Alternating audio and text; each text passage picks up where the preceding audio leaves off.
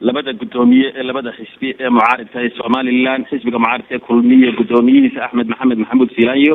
iyo xisbiga kale mucaaridka ah ee ucid gudoomiyihiisa Faysal Cali Waraabe ayaa shir wada jir ah caawa ku qabtay Hotel Imperial waxayna ay kaga hadleen arrimo ku saabsan heshiiskii hore oo ay sheegeen in haddii aan la saxiixin oo madaxweynaha iyo labada gudoomiyaha ay saxiixin aanu soconaynin Axmed bal noo faahfaahin qodobkaasi aad shirka jaraa'id u qabateen shirka jaraa'id waxaan ugu qabanay inaanu cadeyno mowqifkaanu ka taagannahay diidmada uu diidan yahay madaxweyne Riyaale ama xogeyaha ama gudoomiyaha udub uu diidan yahay inuu saxeexo heshiiskii la waragaaray waa la wada ogyahay waktigii madaxweynuhu maamulkiisii wuu dhammaaday oo wuu dhaafay arrintaasi dood badan bay keentay waxaana dhex gashay guddi baana dhex gashay labada iyadoo waanu aqbalnay guddida wixii kasoo baxay inaanu aqbalno hawshaa markii aanu isla dhamaynay oo weliba la gartay bal in aanu sii wadno ilaa waktiga doorashada la gaarayo in maamulka jira uu sii jiro balse isla markaa ballanqaad inuu yimaado inaanu dib kordhin dambe inaanu dalban doonin ayaa meesha ku jirta heshiiska markaanu isla gaadhnay waxaanu heshiiskaasi waa heshiis siyaasadeed waa heshiis ummadoo dhan wara sugaysay waxaa lagama maarmaana in la isugu yimaado xaflad in lagu saxeexo inuu heshiiskaasi sidaa ku hirgalo oo uu sidaa ku socdo ta uu diidan yahay ee uu ka cagataagleynaya uu diidan uu leeyahay ma ogoli waa taa annaguna waxaanu ku adkaysanaynaa waxa weeye heshiiskani waa heshiis lagama maarmaana ummaddii iyo dalka oo dhan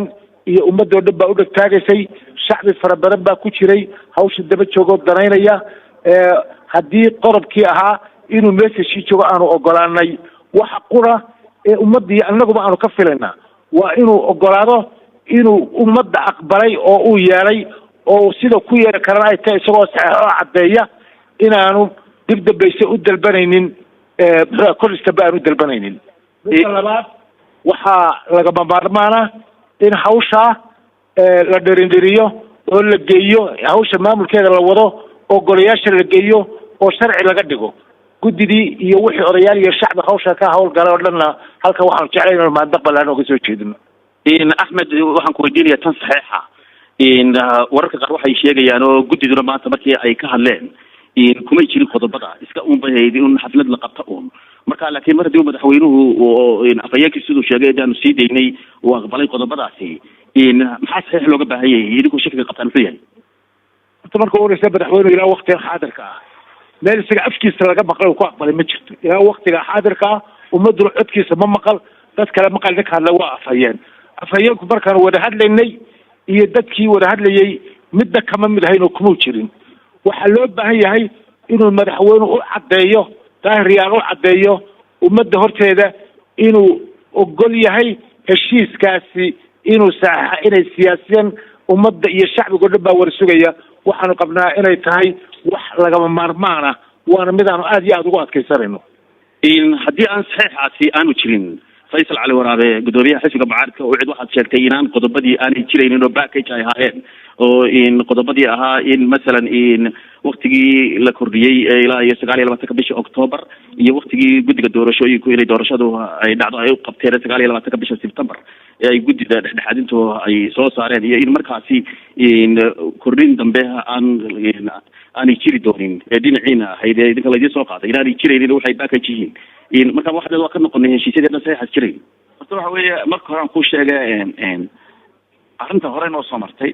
mar hore waxaa nala saxiix xogayaha guud ilaahu naxariiseen wuu ka baxay madaxweynuhu haddana madaxweyne ku-xigeenkaa nala saxiixay wuu ka baxay marka doorka waxaanu haystay waxa u noqoto inay dhab tahay ha saxiixo waxaana imika aniga ii caddaatay faysal ahaan in badanba dadka odhan jireen madaxweyne Riyaal uma diyaar aha doorasho inay dhacdo maantaan rumaysay inaan diyaar dhacan لأنه وحمانت ممكن شيء وهي وأضعف الإيمان وحوية ومضوا واحد كلسونو كهلسة وحنا من وان أوقلاني ما كصدق هذا الحسب صحيحان صدق قدومي تيبو ديلوي ما حويني وحدوية مدحوينه إنه أنت استجاب خصيصنا وقعته أو صعطه مددي رسالة واشتك أكتوبر وحكسي عوارية مردن بل ما كودي كريا أيوك عوارية هذا حكتوس إنه دياره هنا دورش دعوه marka waxa weeye si wixii u dhamaado wixii anaga lanoo gooyey na waa inay meeshii maraan wixii se loo gooyen waa inay meeshii maraan laakiin maaha in intayduma soconaysa dacad maaha taas waxay ku caddaanaysaa hadduu ka yahay niyad ay ka tahay oo commitment tahay waxaa nala saxeexo heshiiskaas maxay yeelaysaa ummadana waxay ka kalsooni siinaysaa international community kalsooni siinaysaa annaga kalsoonina siinaysaa marka waxa weeye waa mudmain waa qalbigeyga markaas ay degaya intaas miyaad la xidhiidheen madaxweynaha yaa idinku ugu diiday inuu saxeexo madaxweynuhu way noo sheegeen guddigii anagu waad ogtay safarkii waan soo jaray inaan saxeexan in mid aawada weyne way u tageen wuxuu yidhi go-aan buu ahaa go-aanka ma saxeexayo go-aanka waa inuu saxeexaa si ay u tasdiiqo commitmentka utusa u saxeexaa waxa marka wuxuu leeyahay madaxweynuhu maadaama aan ogolaaday ma saxeexayo haddaad ogolaatay tan way kuusii adkeynaysaa maxay dhibaato keenaysaa hadduu daacad ka hadduu daacad ka yahay marka waxa weeye madaxweyne waxaan leenahay dalkan doorasho wayna ka dhacdaa waa danteed dalkay tahay dadkan doorasho wanaagsan way ka dhacdaa kow wayna commissionka aan ka wada hadalna wayna guddi wixii la wada leeyahay ka shaqeyna anigu waxaan doonayaa doorasho wanaagsan oo lagu murmin oo wanaagsan ka dhacdo oo wadanku saa isku socdo dimuqraadiya socoto laakiin aan korniyo ma soconayso shalayta ayay kaga ekeed sharciyan waqtigiisi si ay ugu noqoto wixii loo koriyay u xalaaloobo waa inuu packagekan la saxeexaa oo nala saxeexaa qodobada mid loo fuliya weliba ma sanidin